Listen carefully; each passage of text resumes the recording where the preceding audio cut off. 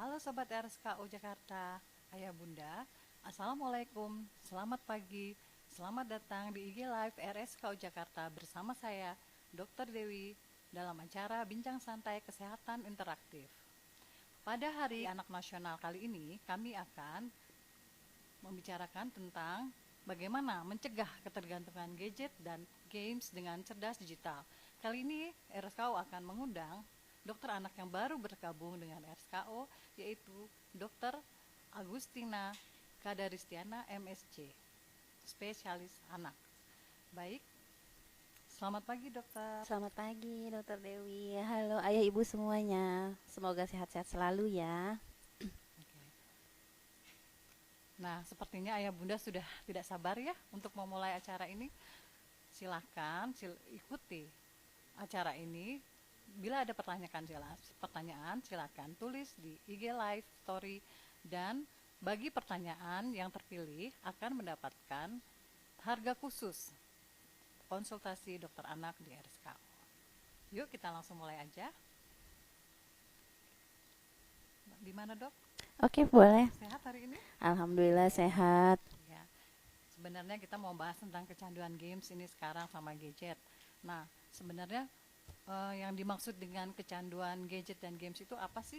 Apakah seperti yang sering dikeluhkan ibu-ibu nih, mama-mama sekarang nih, kalau misalnya mamanya belum nyuruh berhenti sampai 7 oktav belum berhenti nih anaknya. Apakah itu termasuk ketergantungan? Bisa jadi ya dok ya. Jadi sebenarnya kalau ketergantungan seseorang anak itu disebut ketergantungan gadget itu ketergantungan gadget itu adalah gangguan kontrol impulsif dok. Jadi artinya anak ini seperti kecanduan tidak bisa dilepaskan dari gadgetnya.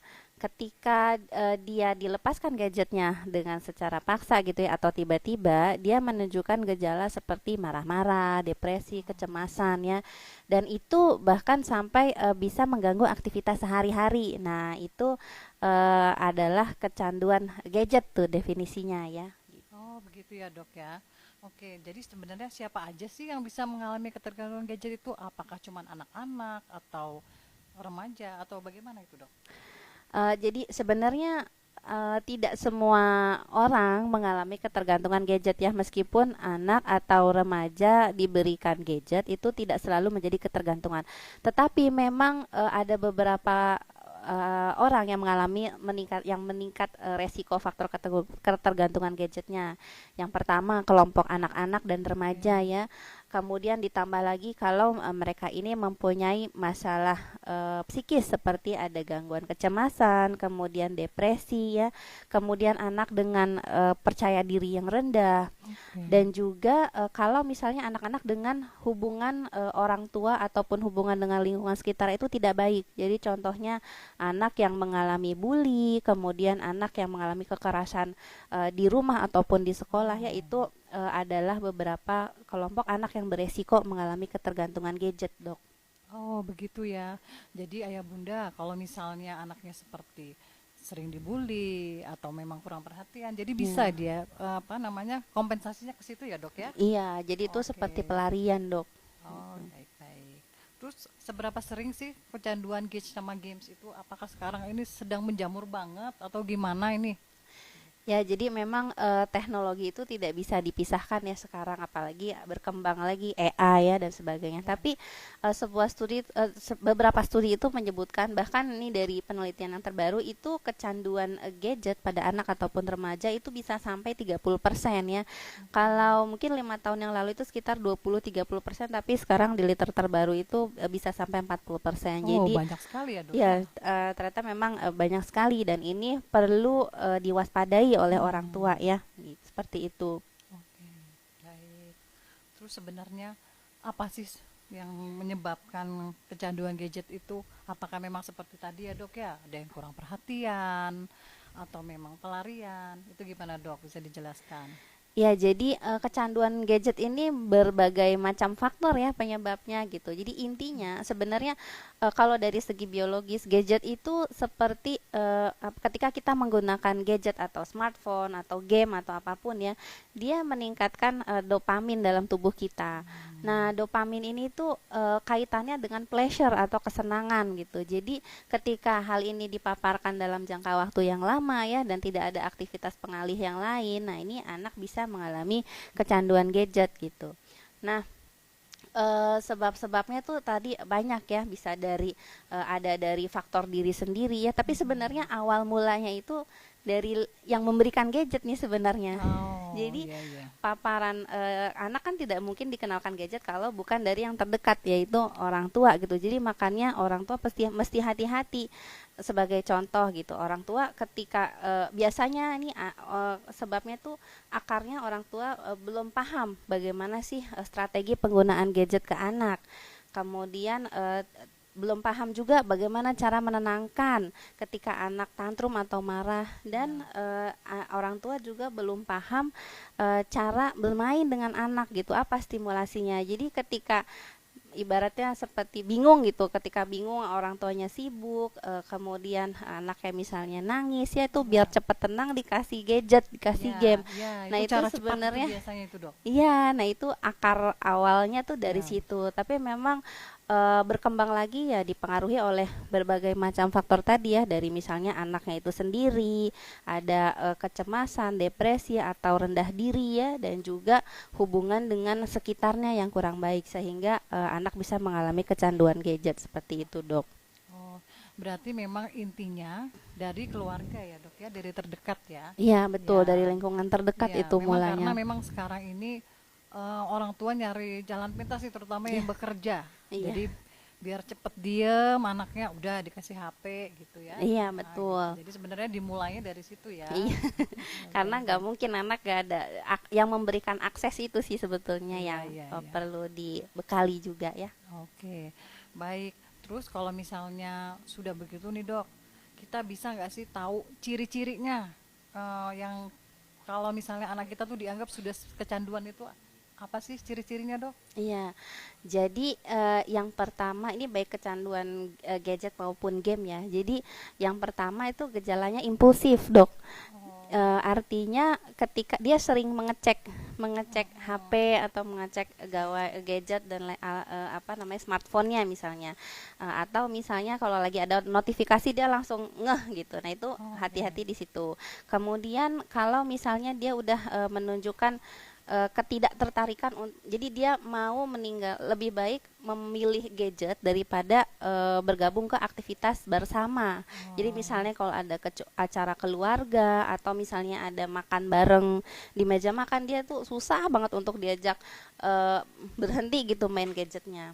Kemudian nanti lama-lama dia bisa mengganggu tidurnya. Jadi tidurnya tuh terganggu, anaknya itu bergadang ya, terus pagi-paginya ngantuk, terus bahkan dia bisa berdampak ke aktivitas sekolah. Jadi misalnya prestasinya menurun ya, itu apa namanya, harus hati-hati sekali, Dok, kalau seperti itu gitu. oke.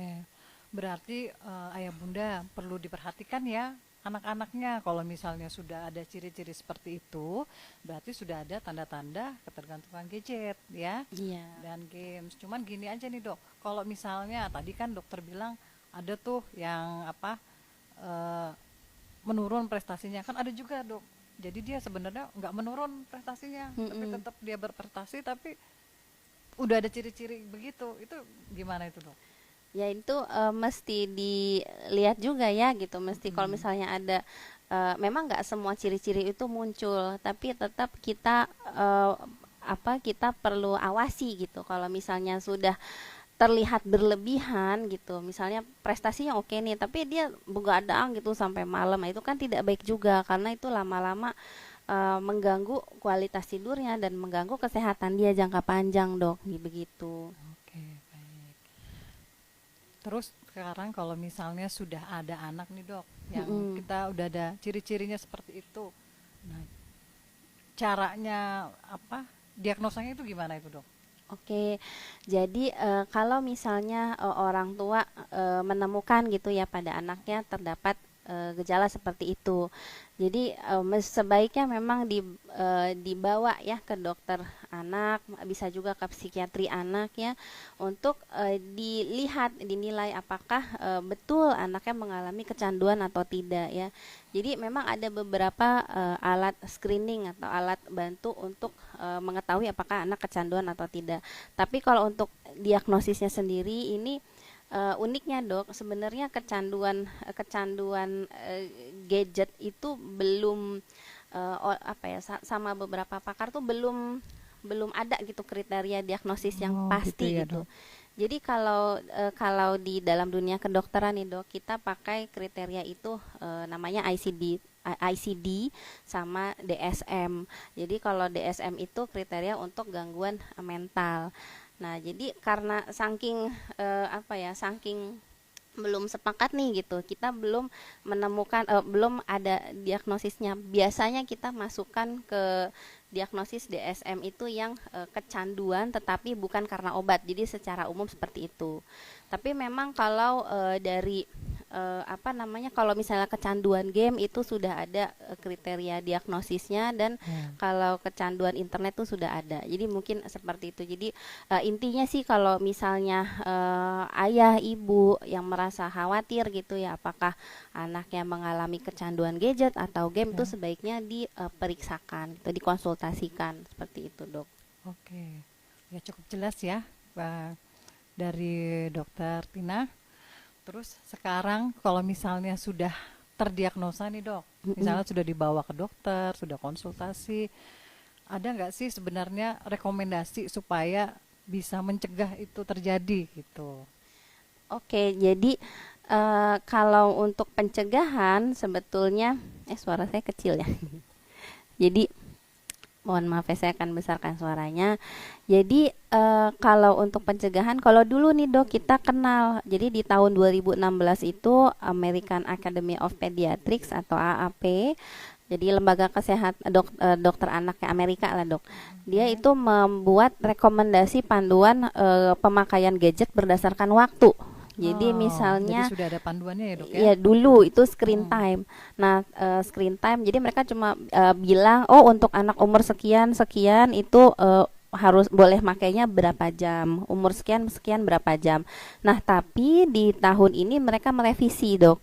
Jadi mereka menekankan bukan saja di pembatasan waktu, tetapi juga mesti memperhatikan konten atau isi, dan juga apa namanya, siapa yang membersamai atau siapa yang mengawasi penggunaan gadget Pendampingnya tersebut gitu ya, ya dok ya? pendampingnya Oke. gitu. Jadi nggak saklek berdasarkan waktu-waktu saja. Nah, mereka itu membuat apa ya, ada jembatan keledainya gitu ya, lima Oke. c gitu. Oke, Jadi 5C.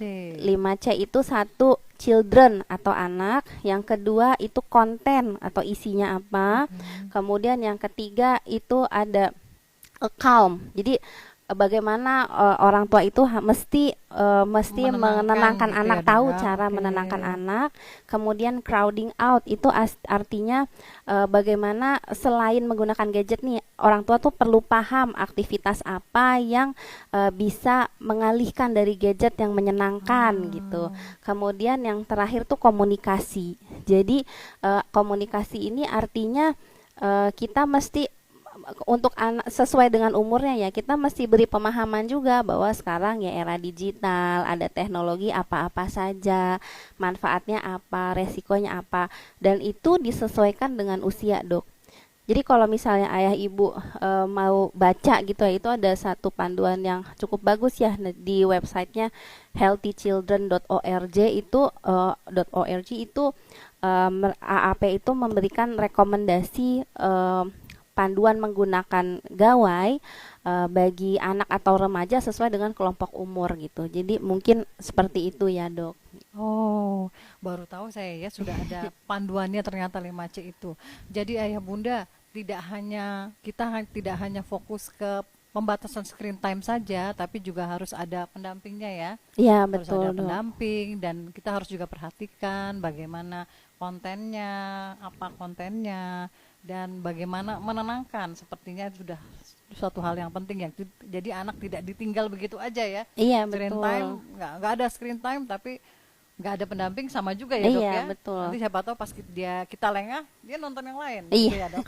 Iya, benar, Dok. Iya iya iya. Terus sebenarnya kalau misalnya tuh anak sudah kecanduan tuh dok, Mm-mm. bagaimana nih sekarang kita mengatasinya, atau apa sih sebenarnya yang perlu kita lakukan gitu dok? Oke, jadi kalau misalnya sudah terjadi nih ya, udah sama ayah bunda udah apa namanya konsultasi gitu, misalnya ke dokter anak, ke psikiatri atau ke psikolog gitu ya, ternyata dikatakan oh iya nih anaknya mengalami kecanduan gadget. Nah, biasanya kalau memang sudah terjadi atau kecanduan game ya dok, itu mesti diterapi ya, mesti dilakukan apa namanya ya, harus ditanganinya itu biasanya kita multidisiplin dok. Jadi kita bekerja sama dari dokter anak nanti yang memantau secara berkala ya, kemudian psikiatri juga kita khususnya psikiatri anak, kemudian juga psikolog dok. Jadi Oke. terapinya itu bisa dua. Jadi yang pertama, kalau pada kasus-kasus yang tertentu yang sampai berat gitu ya, sampai mengalami gangguan kecemasan, depresi ya, itu kita bisa berikan medikamentosa atau obat-obatan. Tetapi kalau misalnya tidak sampai seperti itu ya, mungkin kita suportif saja. Jadi apa namanya menggunakan terapi perilaku, CBT biasanya. Jadi apa namanya nanti memang perlu bantuan profesional kalau misalnya kasusnya sudah sampai kecanduan gitu, seperti itu mungkin dok. Oh iya, iya. Berarti multidisiplin ya Ya betul. penanganannya. Oke, silakan ayah bunda kalau ada yang mau bertanya bisa loh langsung ditulis di IG story-nya. Silakan. Terus Oke. berarti ini dok, kalau misalnya anak itu sudah diterapi, ada nggak sih sebenarnya kita cara apa memfollow up atau mengetahui sejauh mana sih Iya. terapinya itu sudah berhasil gitu? Oke, jadi orang tua juga sangat berperan ya dok. Jadi bukan berarti karena pasti terapis itu akan memberikan PR-PR di rumah gitu ya, dan dokter akan memberikan PR-PR di rumah gitu. Jadi mungkin kalau misalnya di awal-awal ketika kita apa namanya menghentikan gadget atau mengurangi gadget, pasti anaknya akan mengalami ya berbagai gejala gitu ya. Jadi misalnya akan mengalami marah dulu, terus mungkin dia apa namanya akan ya kesal, akan cemas gitu. Nah, itu peran orang tua tuh sangat penting. Jadi kita harus dukung kita dukung dia, terus tenangkan dia ya, Ya. calm calm itu lagi. Terus kita juga mesti pahami perasaannya gitu. Oh, ade atau abang, kakak gitu, teteh gitu.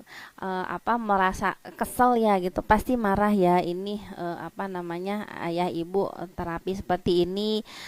Kemudian di gadgetnya kita kurangi ya, tapi berikan pemahaman setelah itu, ketika jadi kita bukan dimarahin gitu ya. Jadi anaknya nggak kamu tuh main gadget mulu sih, main HP terus gitu. Udah stop stop stop gitu. Bukan hanya sekedar itu, tapi kita beri pemahaman, kemudian kita apa namanya dampingi, berikan alternatif. Jadi misalnya kita explore lagi dok, hobinya dia apa, Mm-mm. kesukaannya dia apa gitu. Jadi pelan-pelan apa namanya dimunculkan kembali minatnya dengan hal lain, misalnya mungkin seperti itu ya dok gitu.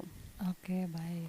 Kalau misalnya ini dok, misalnya dia memang kesukaannya itu gadget gitu. Emang Mm-mm. disukanya itu games atau apa? Bisa nggak sih kalau bener nggak gitu ya? Kalau Mm-mm. misalnya kita alternatifkan ke dia itu, ya udah kamu bikin kursus apa, bikin games atau bikin apalah kegiatan gitu yang berbentuk digital gitu, bisa nggak sih dok sebagai alternatif apa cara supaya dia nggak langsung lepas tapi ada Oke. alternatif gitu, gimana itu dok? Oke, jadi kalau misalnya sebenarnya itu satu lagi kan yang penting konten ya dok. Jadi Ya. kalau misalnya apa namanya sebenarnya itu gadget itu disesuaikan dengan usianya dia dok. Jadi misalnya kasus tadi terjadi pada anak sekolah ataupun anak remaja yang udah tahu gitu kesukaannya di mana. Nah, sebetulnya tidak salah juga memberikan gawai sebagai hobi ataupun bahan edukasi, Dok. Ya, ya, Jadi berarti tergantung kontennya ya juga ya. tergantung kontennya juga, dan yang penting diarahkan dan didampingi. Tapi kita juga mesti beri dia batasan, Dok. Jadi Ya. ada batasannya, tidak yang namanya kecanduan kan artinya dia tidak terbatas nih, Dok. Jadi mau waktu makan, mau waktu apa, mau waktu tidur itu bablas aja gitu. Terus mau sekolah, mau enggak, itu pokoknya aturan-aturan tuh. Pokoknya saya mau main gadget aja, game aja. Nah, itu hati-hati. Nah, ketika kita anak ternyata hobinya di komputer, game, bahkan jadi game developer, terus udah gitu dia hobinya misalnya coding, Ya, ya. terus ya nggak masalah, tapi ditekankan pada dia bahwa waktu-waktunya itu ada gitu. Jadi gampang ya, Dok. Kalau misalnya apa namanya, prinsipnya ya, kalau misalnya anak sebelum dewasa, jadi di bawah 18 tahun, kalau saya sih tidak memberikan gadget pribadi. Jadi Ya. prinsipnya itu ditanamkan ke anak bahwa ini gadget, baik itu laptop, HP ataupun apa namanya, tablet, itu dipinjamkan. Jadi ada jam-jamnya, ada waktu-waktunya. Terus tidak boleh meninggalkan, ada syaratnya gitu. Jadi tidak boleh meninggalkan anak itu sendirian bermain gadget di dalam kamar, karena kita tidak tahu tuh apa namanya, apa yang dia browsing, terus udah gitu macem-macem kan informasinya tidak tertampung gitu sekarang. Terus sama kita ketika dia menggunakan, jadi dia mesti minta izin dulu nih, Dok, bagusnya ya ke kita. No, saya mau apa, minta izin mau main buat apa, mau pakai gadgetnya buat coding misalnya. Oh ya silahkan, boleh gitu. Berapa jam misalnya, kalau anak di atas, kalau udah remaja sih bisa dipakai 2 jam gitu ya. Sebenarnya untuk, kalau misalnya untuk belajar bisa lebih dari itu. Tapi ya mesti diberitahu bahwa ada waktu makan. Kalau waktu makan ya makan, waktu makan bersama itu di meja makan itu off gadget semuanya gitu. Jadi Oh. ada batasan-batasannya begitu, Dok. Oh, ya, ya, ya. Iya. Berarti intinya memang harus ada batasan dan kita juga harus tahu kontennya itu apa ya, Dok. Iya, betul. Dok, ini sudah ada pertanyaan yang masuk nih, Dok. Heeh. Nah, bagaimana aturan pemakaian gadget untuk anak yang suka menonton film kartun via gadget tanpa henti? Nah, itu gimana Nah, tuh, Dok? ya terima kasih pertanyaannya, Bu Okta. Ini kalau boleh tahu umur berapa ya?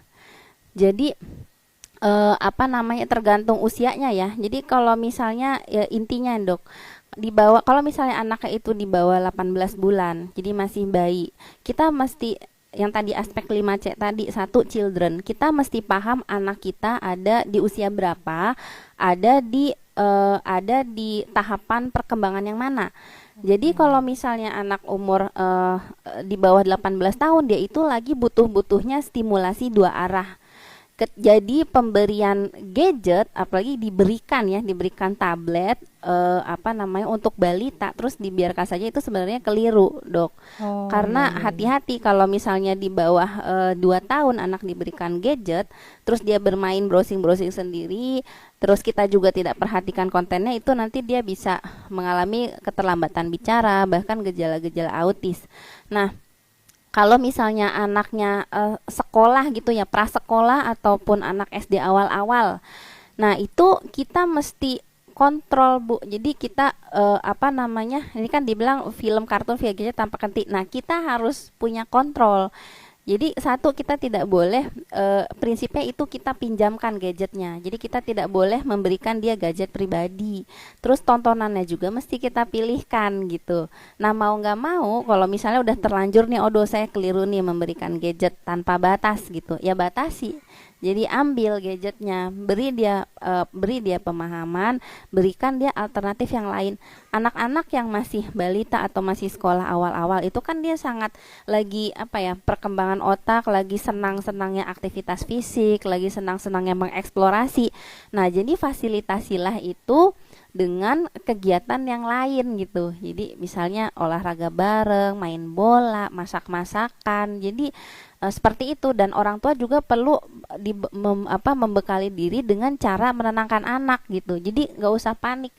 kalau misalnya tantrum, ya emang lagi Nah, fasenya dok oh gitu, di gitu usia ya. seperti itu Iya, lagi iya, 3 tahun, lagi fasenya diambil kesukaannya dia tantrum. iya. Nah Terus itu, kita gimana tuh dok kalau dia tantrum nah dok? kalau dia Nggak kita berhenti berhenti tantrum gitu nangisnya itu gimana itu dok? mesti konsisten dok. Jadi oke, nggak usah di yang salah itu misalnya udah deh dia nangis mulu nih, berarti udah deh Iya, itu kan kasih bisa aja dia gitu tuh gadget biar dia ya, cepet diem, biar dia ya kan? cepet diam, Mm-mm. apa stop aja, kasih aja lah gadgetnya gitu, berisik soalnya gitu, atau nanti nggak enak sama orang lain misalnya Tetangga di ya mall, dok, tetangga. kedengeran ya. Nah jadi kita mesti tenangkan dia. Kalau misalnya anaknya udah lebih besar, kita apa ya, kita bantu dia mendeskripsikan emosinya.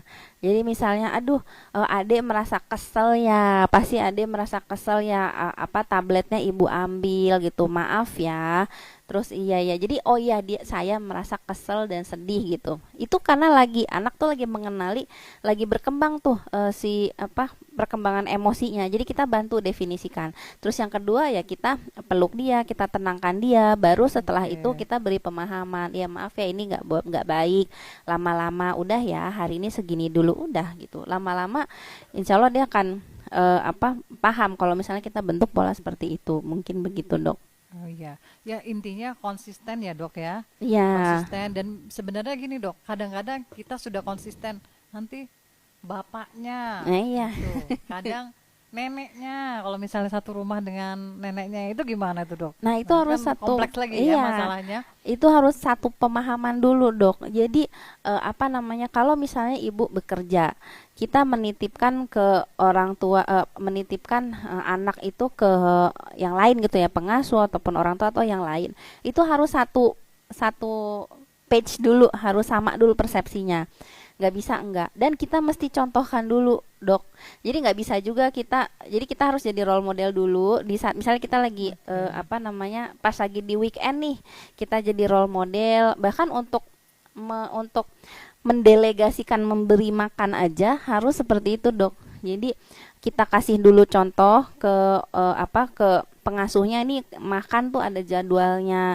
Terus anak nggak boleh dikasih gadget ya, nggak boleh dikasih TV. Dan ketika kita di rumah kita yang hands on gitu. Oh iya iya anak ini ada jamnya, ini benar-benar diambil. Jadi diikuti gitu. Jadi ketika kita mendelegasikan kita benar-benar harus paham programnya apa buat anak tersebut gitu. Oke, baik. Oke, cukup. Berarti kita langsung ke pertanyaan selanjutnya ya. Ini Mm-mm. dari Sunatku Dicondet. Nah, ini. Oke. Dok, kalau cuman main gadget saat makan boleh kan ya? Gimana itu, Dok? Nah itu justru nggak boleh, justru itu nggak boleh. Jadi ada namanya feeding rules atau aturan makan ya. Jadi kalau misalnya makan itu anak mesti di meja makan, kemudian makan bersama-sama dan tidak boleh ada distraksi. Jadi nggak boleh tuh makan sambil main gadget atau dikasih TV, nggak boleh. Itu yang membuat anak susah makan. Jadi apa Ke namanya, distrak gitu ya, Dok ya? kedistrak, Ya. karena proses makan itu sendiri adalah belajar buat dia dok. Gitu dia harus tahu apa namanya mengeksplor bau, sensori itu tuh di situ gitu, lihat bau, warna, terus bentuk, terus belajar dia cara makan. Ya udah makan ya makan, jangan dikasih gadget dok. Gitu. Oke. Berarti kalau misalnya nanti kita makan sambil main HP itu ada proses sensori yang terganggu Terganggu, ya? betul kalau Iya, misalnya jadi untuk memang tidak anak-anak. boleh ya tadi. Iya. Oke, kita langsung ke pertanyaan selanjutnya dari Ibu Mona. Untuk langkah awal kita mau membawa anak dan ketergantungan gadget, sebaiknya kita bawa ke dokter anak atau langsung ke psikiater nih dok? Ada pertanyaan seperti itu dok. Boleh kedua-duanya sih, Bu ya, boleh kedua-duanya. Nanti apa namanya akan dinilai ya. Biasanya memang harus kolaborasi sih. Bisa apa namanya kalau misalnya ke dokter anak dulu nanti akan diakses semuanya juga ya. Jadi baik pertumbuhan, perkembangan, aspek kesehatan fisik yang lain ya. Nanti kalau misalnya memang apa namanya ternyata terdiagnosis oh ya ini sepertinya kecanduan gadget nih, perlu di refer juga ke psikolog ataupun ke psikiater gitu. Tapi pada dasarnya kita kolaborasi sih. Ya, Berarti tadi Ibu Mona eh, jawabannya adalah kolaborasi ya, ya. Jadi memang tidak bisa berdiri sendiri. betul. Jadi harus ada memang ada tim gitu ya. Ya, Ada dokter anak, ada psikiaternya, ada psikolognya juga gitu ya ya dok betul. ya. Oke. Baik, kita langsung ke pertanyaan selanjutnya ya. Ini Mm-mm. ada lagi nih dari Ristadi. Mm-mm. Ya, saya cuti internet 2 bulan. Anak minta pakai data karena ada tugas via WA grup kelas, tapi lebih banyak lihat video medsos. Nah, itu gimana nih dok? Nah, ini banyak sekali Iya nih ya. dok nih kasus seperti ini. Memang Ya, justru kadang misalnya tugas dari sekolah itu malah jadi alasan. iya Ya, kadang-kadang bilang benar-benar. enggak ini cuma ada tugas sekolah kok. Nah, ini Iya. gimana nih dok? Ya itu sebenarnya yang salah satu hal yang saya kritisi banget nih dok. Apa Oh, namanya gitu ya. zaman dulu itu kan kita kalau misalnya belajar, kok misalnya kita PR di sekolah itu lewat guru ke anak ada buku catatan ya, Ya, gitu. Jadi sebenarnya kurang, menurut saya kurang bagus juga nih kalau memberikan tugas-tugas lewat orang tua via WA. Ya itu karena apa itu menurut saya kurang mengasah kemandirian anak gitu. Tapi kan ya itu mau gimana lagi ya itu apa namanya mungkin lebih memudahkan memang. Tapi apa kalau saya pribadi saya berprinsip oke, jangan berikan gadget pada anak, Bu. Sebelum kalau misalnya dia masih 18, di bawah 18 18 tahun tahun. ya. Jadi jangan dikasih HP-nya dia pribadi, milik pribadi. Dia kan kita bisa kalau misalnya jadi dia mesti prinsipnya tuh dipinjamkan lebih bagus. Jadi ketika dia ada apa namanya dan itu harus ada syaratnya. Oke, boleh dia mesti minta minta sama kita. Ini kan WA grupnya juga pakai WA grup kita ya, WA grup orang tua. Oh, sekarang anak-anak punya sendiri dok. Iya tetap Oh, tetap kok harus diawasi. Dia oh dia gitu. tidak kalau misalnya di bawah 18 tahun dia masih anak-anak, itu kita masih berhak untuk maksudnya menurut saya berhak untuk mengakses. Ya. Jadi ini HP-nya bersama bukan HP pribadi dia. Karena kalau udah dikasih HP sendiri udah deh dia nge-lock sendiri, ini Ya. sendiri nggak bisa diakses dan dia susah untuk kita Pakai kontrol. Jadi password pakai kadang-kadang ya kan. password orang tuanya nggak boleh tapi bilang bahwa kalau misalnya masih kalian masih sekolah, ini WA-nya untuk keperluan sekolah ya, ini adalah HP orang tua, ini dipinjamkan, kamu akan dipinjamkan untuk melihat WA grup saja, setelah itu ya kita ambil lagi gitu.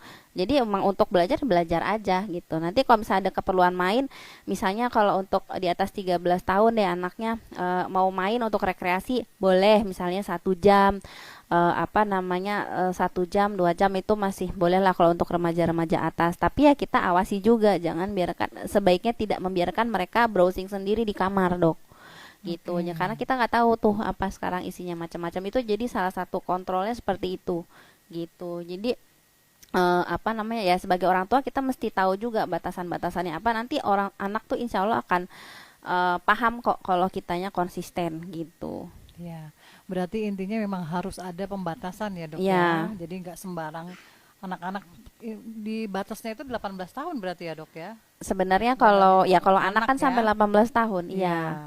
Oke. Terus ini ada lagi nih pertanyaan nih dok dari Bapak siapa nih Spider. Kategori anak dari usia berapa sampai berapa dok? Anak saya Heeh. itu kelas 1, man suka banget main HP sampai HP mamanya dipinjem buat dia main. Kalau tidak main dia nonton YouTube yang ngomong sendiri. Oke. Nah, Jadi kalau anak itu sebenarnya sampai 18 tahun ya. Sampai usia 18 tahun. Terus apa namanya? Ya memang kita mesti apa ya? Kalau misalnya dia suka sebenarnya boleh untuk kalau dia untuk anak-anak remaja penggunaan gadget itu untuk rekreasi itu boleh tapi dibatasin sekitar 1 sampai 2 jam gitu dan itu pun ada hari-harinya gitu. Jadi apa namanya kalau misalnya selain daripada itu ya kita prinsipnya dipinjamkan. Nah, memang kalau misalnya makanya kemampuan literasi digital tuh harus dibangun sejak dini ya, sejak awal bahwa dibilang deh kalau misalnya di apa namanya main game ya boleh tapi dibatasin ya gini-gini karena efeknya begini-begini ada waktunya belajar kapan gitu. Jadi mesti dikomunikasikan sih kalau misalnya anak yang lebih besar oh seperti gitu. itu. Baik-baik. Berarti batasnya 18 tahun ya. Tadi Bapak Iya. di bawah 18 tahun itu masih anak-anak. Mm-mm. Oke. Ini ada lagi pertanyaan ini, Dok. Scrollnya itu Mas, minta tolong Rosatu ya. ya. Anak saya itu kalau makan harus nonton biar makannya banyak. Nah, ini kalau nggak nonton dia makannya sedikit. Aduh, ini gimana ini, Dok? Iya, jadi apa nama itu karena dia kenapa sih bisa seperti itu ya? Karena dia nggak sadar kalau dia makan. Jadi makannya kelihatannya dia Hmm, makannya banyak, nutrisinya banyak yang masuk. Tapi sebenarnya dia nggak paham. Dia kayak ya udah kayak ke apa kesirep sama tabletnya sama gadgetnya, terus dia sambil disuapin. Tapi dia sebenarnya fokusnya bukan dimakan. Tapi makan sendiri itu bukan proses cuma. Jadi target kita memberikan makan anak itu bukan supaya BB-nya naik, bukan hanya itu. ya, ya, ya. Tapi dalam proses makan itu ada proses belajarnya, proses kemandiriannya dan lain sebagainya. Jadi ya udah biarin aja belajar tentang feeding practice tadi, Dok. Jadi appropriate feeding practice, jadi pemberian makan yang benar. Jadi ya satu apa namanya pakai jadwal yang tetap. Kemudian jadi kalau misalnya biasanya tuh anak dikasih makan 2 sampai 3 jam. Apa di luar waktu itu jangan berikan cemilan, apa kayak jangan berikan selain air putih. Sebenarnya striknya seperti itu ya. Jadi anak tuh belajar lapar dan kenyang. Terus yang kedua makan bersama-sama, kemudian apa namanya makan di meja makan. Terus durasi makan itu tidak lebih dari 30 menit. Jadi kalau misalnya anaknya di jam makan itu dan harus dilatih sejak MPASI, harus sejak Ya. dini. Kalau misalnya anaknya itu nggak mau makan di jam tersebut, ya udah biarin aja. Meskipun dia cuma 1 suap, 2 suap, ya udah nanti di jam berikutnya, di jam makan berikutnya, insya Pasti Allah dia lapar akan dia kan? kompensasi. Iya. Ya. Nah, jadi seperti itu. Jadi udah berani aja nggak apa-apa, stop aja gadgetnya karena itu praktis yang keliru gitu. Dia akan dia nggak tahu, dia nggak sadar bahwa dia lagi makan. Terus dia juga nggak belajar cara makan sendiri gitu. Padahal milestone-nya Hmm, mungkin mesti makan sendiri gitu, iya, iya. gitu. Gitu ya Pak Abdullah ya. Iya, Jadi memang kalau makan itu tidak boleh sambil main HP karena kita tidak akan mengerti nanti anak itu tidak akan mengerti iya, dia itu kalau betul. lagi makan. Nah, dia Iya, fokusnya ke HP. Jadi memang dibatasin tidak boleh kalau sambil makan itu main HP. iya, Oke, baik. Kita langsung ke pertanyaan selanjutnya nih masih ada nih dok. Nih dari Ibu Rosa Triyulia. Dok, anak saya main HP terus disuruh berhenti susah banget. Kalau diambil ngamuk. Nah, tantrum nih kali ya dok iya. ya. Nah saya bingung dok, saya kerja juga. Jadi ya udah saya kasih aja biar anteng. Gimana ya dok? Wah, gimana nih dok? Ini Nah, kayaknya jamak banget iya, ini ibu-ibu bekerja pasti begini nih. Ya gimana nih dok iya. cara mengatasinya? Apa namanya? Ya itu tadi ya Bu ya. Kalau misalnya kita sebenarnya kalau untuk ibu bekerja, orang tua bekerja, menitipkan anak itu tidak sekedar dia kita masih punya program Bu. Jadi apa namanya ketika ditinggal anak saya akan melakukan apa, programnya apa. Jadi kita ikut mikirin dan cara mendelegasikannya itu bagaimana gitu. Jadi apa namanya prinsipnya Bu kalau misalnya anak yang masih kecil jangan beri itu ya HP itu atau gadget itu adalah dipinjamkan. Jadi jangan berikan dia HP sendiri apalagi mau itu HP orang tuanya terus dia biarkan browsing-browsing sendiri enggak. Jadi kalaupun misalnya mau diberikan ada waktunya dia oke boleh main boleh nonton gitu ya, boleh nonton kartun atau nonton video itu mesti didampingi dan jadi dan ada proses stimulasi juga di situ. Jadi si pengasuhnya itu diskusi ngomongin aja tontonannya tadi kita nonton apa ya gitu. Apa namanya oh ada si ini menurut kamu ini baik apa enggak ini si ini apa namanya si ini nakalnya tadi gitu misalnya ada cerita apalah gitu cerita kartun apa gitu jadi bahan diskusi dok. Apa namanya itu artinya co-viewing jadi didampingi gitu. Jadi ketika apa namanya ya kalau misalnya ayah ibu mesti bekerja ya mesti dibuatkan program dulu gitu. Anak saya jadwalnya seperti ini nanti makan ini terus sedia apa permainannya apa aja idenya gitu ya. Misalnya oh ya ini tolong nanti bawa jalan-jalan sekitar komplek gitu main sama tetangga misalnya. Terus makan jam sekian habis itu tidur, sediakan makanannya di rumah gitu. Jadi apa namanya betul-betul di prepare terus nanti misalnya kalau boleh anaknya nonton pas lagi main sore gitu main sore tapi jamnya misalnya cuma sekian terus tontonannya apa dipilihin terus apa namanya cara mendampingnya seperti apa itu mesti menurut saya sih harus didelegasiin gitu jadi Iya, nggak iya, iya. sekedar dikasih nangis kasih lagi nggak seperti itu Iya, gitu iya. jadi emang harus double effort kalau yang bekerja Jadi seperti begitu itu. ya Ibu Rosa, bagi ibu-ibu pekerja harus mendelegasikan buat yang menjaga anaknya Iya, ya. Jadi mm-mm. kita harus bikin jadwal, program. Jadi bisa paling nggak bisa diminimalisir gitu Iya, ya. mm-mm, Ya gitu ya dok ya. betul. Oke, ini ada lagi pertanyaan dari Ibu Kinca. Dokter maaf untuk Bapak ini Video. ya. Video call. Oh ini maksudnya gini dok. Kalau video call bapaknya atau neneknya boleh nggak sih usia anak saya 3 bulan dok? Tuh gimana tuh dok? Iya, Video boleh call. kalau misalnya video call boleh. Kalau 3 bulan kan masih sebenarnya dia masih belum apa ya? Kalau masih bayi awal 3 bulan tuh kan dia penglihatannya juga masih baru samar-samar ya. Jadi biasanya video call untuk sama neneknya aja kan pengen ngeliat itu sih boleh-boleh aja. Jadi anak Oke. belum terlalu terlalu apa?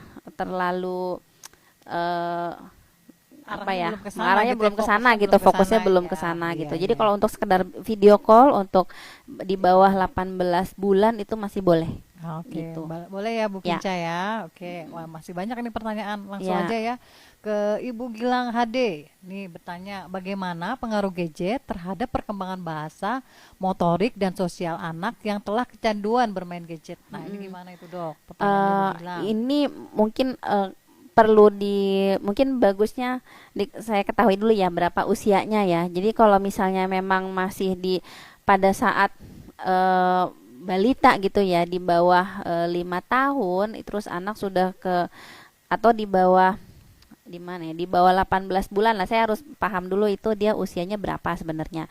Tapi kalau misalnya intinya semakin dini semakin terpapar gadget itu memang dia membuat beresiko meningkatkan keterlambatan lah keterlambatan Berarti motorik. semakin dini dia main Iya. gadget, semakin jelek efeknya ya, Dok ya? Iya, jadi apalagi terutama ke bahasa ya dok Oke. gitu. Jadi dan sosialnya juga jadi hati-hati jadi ada yang apa namanya resikonya kalau misalnya menggunakan gadget pada anak di bawah 2 tahun di atas 4 jam itu meningkatkan meningkatkan resiko speech delay atau keterlambatan bicara terus juga mengalami gangguan perilaku ya yang seperti Oke. autistik apa gejala-gejalanya tuh mirip autisme terus Oke. apa namanya kalau misalnya motorik ya, ya tentu ya kalau misalnya dia Banyak main bergerak terus ya. kurang gerak gitu ya mager kalau misalnya pakai gadget nah itu dia di saat dia butuh yang banyak bergerak nah itu dia juga bisa mengalami keterlambatan seperti itu ya Bu. Oke, baik. Berarti udah paham ya, Bu Gilang Ya. ya. Udah cukup jelas. Kita lanjut ke pertanyaan selanjutnya nih. Masih ada lagi dari Ibu Sonia. Mm, Bagaimana membedakan anak bermain gadget karena butuh hiburan mm, dengan anak yang sudah ketergantungan? Karena mm, kan sekarang sulit ya dok, mm. dimanapun sekolah sekarang menggunakan gadget. Nah ini juga nih masalah juga nih. Ya. Ibu-ibu yang punya anak sekolah nih masalah nih. Ya, Gimana jadi itu dok? kita tuh perlu pahami Bu. Jadi saya anjurkan coba Ibu buka-buka tentang apa healthychildren.org ya untuk apa namanya family planning. Pokoknya rencana penggunaan gadget pada anak sesuai dengan usia. Nah, jadi di situ sangat bagus karena bisa disesuaikan dengan usia anak. Nah, kalau misal kita juga perlu pahami bahwa gadget itu ada manfaat dan ada resikonya. Salah satunya itu untuk hiburan. Jadi nggak masalah. Memang satu sisi dia butuh menghibur. Tapi kalau misalnya dosisnya terlalu banyak nih, yang menjadi ketergantungan itu kalau cirinya dia udah susah nih, apa ya? Susah mengontrol jadi kayak ibaratnya butuh banget dan kalau misalnya dan dia sampai mengganggu aktivitas sehari-hari nah itu yang namanya kecanduan jadi kalau misalnya untuk rekreasi itu anak boleh-boleh saja sebenarnya dengan ada panduan usianya gitu jadi misalnya kalau anaknya sekolah ya bolehlah diberikan 1 jam gitu untuk rekreasi saja. Nah, tapi kita juga mesti memilihkan nih Bu gitu. Jadi karena memang in general kita aja ya mungkin orang dewasa aja seneng gitu ya main game itu kan efeknya dopamin untuk rekreasi boleh sesekali boleh gitu. Tapi ya jangan terlalu berlebihan gitu. Selama dia nggak mengganggu aktivitas sehari-hari, anaknya masih bisa diarahkan untuk ada jam makan, jam belajar, terus anaknya juga nggak menunjukkan apa namanya gejala misalnya kayak tantrum marah ketika gadgetnya itu kita stop itu bukan ketergantungan si dok gitu. Oke, oke. Iya. Berarti tetap dilihat ya gejalanya seperti apa ya dok ya. Iya. Ya mau ketergantungan atau cuman sekedar butuh hiburan saja. Ya. Oke, baik. Sudah, masih ada lagi pertanyaan guys? Belum ada lagi Oh, belum sepertinya. ada. Nah, mungkin kita bisa ini aja nih dok.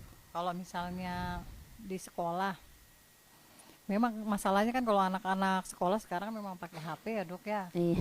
Nah itu sebenarnya ada sekolah yang membolehkan, ada yang Iya. tidak ya dok ya. Iya. Nah untuk mengatasinya itu sebenarnya gimana sih kalau misalnya memang sekolah membolehkan, kan itu jadi alasan anak-anak tuh buat main HP gitu, gimana Iya. itu dok? Sebetulnya kembali lagi ke aturan orang tua sih, Dok. Jadi apa namanya? Kalau dan sesuai dengan umurnya. Intinya kita yang paling tahu anaknya itu sudah siap diberikan HP sendiri itu kan, dan keperluannya apa itu sebenarnya kan orang tua ya. Jadi kalau misalnya sekedar boleh karena keperluan antar jemput gitu, biasanya sih Ya. apa namanya bisa dititipkan kepada guru misalnya. Terus sambil kita juga, jadi nggak melulu mesti oh yuk teman-teman saya dikasih HP, ini udah punya HP gitu.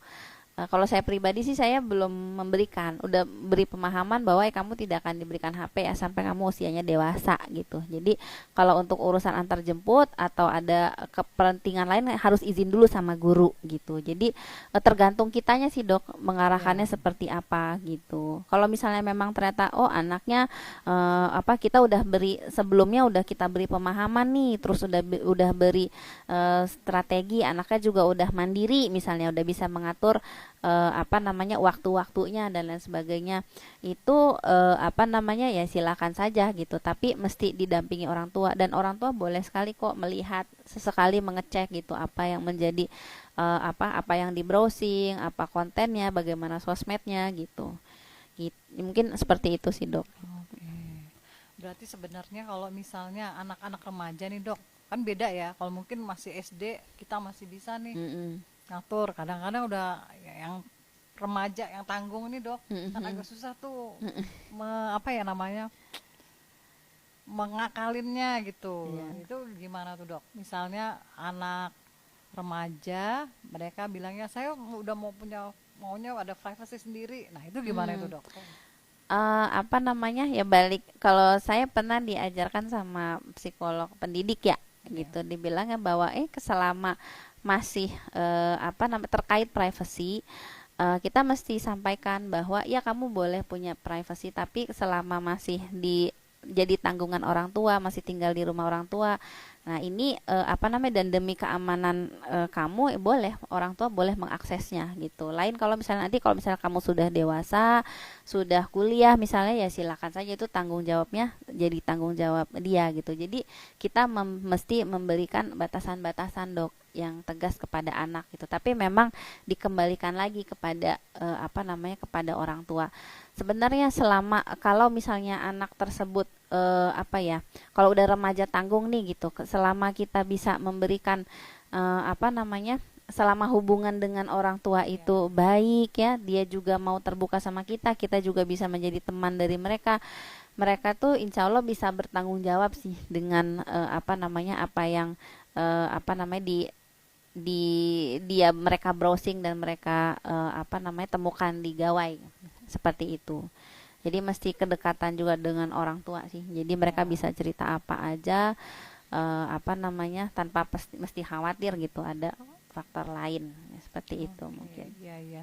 Berarti memang intinya hubungan anak dan orang tua itu penting ya dok ya. Iya, Karena kalau anaknya juga nggak dekat sama orang tuanya atau hubungannya tidak baik, juga mm-mm. kan pasti dia nggak mau nurut dengan Iya, rules yang kita buat iya, gitu. Jadi ayah bunda untuk anak-anaknya memang harus membina hubungan baik dengan anak-anak. Jadi bisa sebagai teman katanya ada dok ya, iya, sebagai teman, kita sebagai orang tua. Jadi memang harus dijaga gitu iya, ya gitu. betul. Oke, baik, sudah tidak ada pertanyaan lagi sepertinya ya.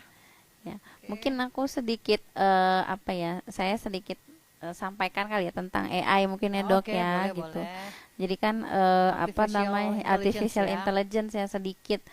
Jadi kan apa namanya, di Hari Anak Nasional nih kita salah satu subtemanya kan cerdas digital ya. Jadi gimana anak-anak kita tuh bisa paham lah. Dan sekarang kan teknologi makin banyak nih dok. Jadi saya cuma mau berpesan pada orang tua. Salah satunya kan AI artificial intelligence. Itu kita juga mesti diskusikan kepada anak bahwa dan kita juga mesti belajar duluan nih sebelum anaknya sebelum anaknya belajar menggunakan, kita mesti paham dulu ini apa sih yang terjadi dan mengarahkan mana yang baik mana yang enggak. Jadi kalau misalnya artificial intelligence itu sebenarnya efeknya pada anak tuh belum banyak diketahui dok. Jadi masih apa sih perkembang apa namanya peran AI atau bagaimana AI mempengaruhi perkembangan anak, itu area yang masih belum banyak diketahui. Bahkan untuk rekomendasi atau panduan penggunaan AI itu juga belum Belum ada. ada itu ya, Dok, ya? Iya, belum ada Hanya sepertinya. satu, UNICEF yang mengeluarkan. Jadi orang tua tuh mesti awas ya, karena AI itu ada manfaatnya tapi juga membawa resiko ya. Jadi hati-hati, misalnya hati-hati menjadi media bully dok. Kan ada misalnya ada temennya pakai AI terus membuat gambar yang membuat gambar yang tidak senonoh atau yang menjelekkan temannya yang lain. Nah Iya, itu iya, iya. hati-hati. Kemudian juga AI itu juga bisa menjadi penyalahgunaan data. Jadi misalnya kalau anak kecil, hati-hati kalau ngomong sama yang AI yang bisa diajak ngobrol itu dok. Iya. Itu nanti kan mereka bisa tuh, oh iya aku tinggal di mana, aku tinggal di mana. Jadi mesti diajari juga bagaimana cara menjaga data. Terus dan satu penelitian di MIT itu pada dewasa sih, bahwa penggunaan AI itu dapat mengurangi pola pikir kritis pada anak gitu. Jadi Oh, mesti hati-hati. Jadi kita memberikan AI, apalagi untuk remaja ya kan, misalnya udah dikasih laptop, udah tahu AI, udah bisa iya, iya. browsing-browsing. Nah, itu mesti diberitahukan juga tuh kepada anak bahwa kalau pakai AI itu mesti ada aturannya ya. Jadi satu, misalnya anak hati-hati, kita nggak boleh bicara sembarangan tuh sama AI. Jangan beberkan data, misal data pribadi. Oh ya saya tinggal di sini, sini, sini gitu. Terus udah gitu yang kedua, kita tidak boleh membuat konten yang merugikan orang lain ya. Terus sama yang ketiga, kita harus ajarkan juga tuh tentang berpikir kritis. Jadi anak itu mesti meskipun dia menggunakan AI, dia harus diajari ini AI sumbernya dari mana gitu, harus dicari tahu sumbernya. Terus ini bener nggak gitu, pokoknya asah kemampuan berpikir kritis anak itu dengan banyak membaca, banyak bertanya, dan selalu bertanya sumber yang tepat tuh dari mana gitu ya. Mungkin itu sekilas pesan dari saya sih Wah, gitu. waduh, menarik sekali nih tentang Iya. AI ini. Sepertinya harus ada sesi khusus tentang AI ya. Ya Tapi mungkin sebenarnya nanti. di IG RSKO juga kemarin sudah ada edukasi ya tentang AI ya Ya, dari Dokter Tina. Mungkin ayah bunda, sobat-sobat RSKO bisa melihat di IG RSKO sudah ada edukasi tentang penggunaan AI ya dari Dokter Tina. iya, Oke, baik. Sudah cukup lama juga nih kita iya, ya, tadi asik nih diskusinya. Jadi saya bisa ambil kesimpulan ya. Kalau saya bisa simpulkan ya dok, iya, begini ya. Kecanduan gadget ini gangguan kontrol impulsif pada seorang anak, menyebabkan perilaku yang ketergantungan terhadap gadget dan games. Terus penyebab ketergantungan gadget itu ada macam-macam, bisa dari personal, interpersonal, bisa juga dengan perilaku, dengan ciri khas masing-masing. Nah, untuk ayah bunda, kecanduan gadget ini bisa dapat dicegah dengan cara membatasi waktu penggunaan gadgetnya ya iya, dok ya, menghindari paparannya gadgetnya itu mungkin bisa dengan cara bikin rules ya buat iya, anak-anak di rumah gitu. Jadi terus bila sudah ditemukan anak-anak dengan ciri-ciri kecanduan, silakan kontrol atau konsultasi ke dokter anak, psikolog, bisa juga ke psikiater ya. iya. Dan karena memang multidisipliner itu, jadi tidak bisa eh, hanya satu aja ya, macam-macam gitu. Baik, oke, sampai juga nih kita nih dok di Iya, penghujung acara. Ya, iya. ya, terima kasih para sobat RSKO dan ayah bunda sudah membersamai kami selama IG Live kali ini. Mohon maaf bila ada salah-salah ya. Iya. Nah, semoga ayah bunda sehat selalu. Salam sehat. Salam sehat. Sampai Sampai jumpa jumpa lagi. lagi. Waalaikumsalam.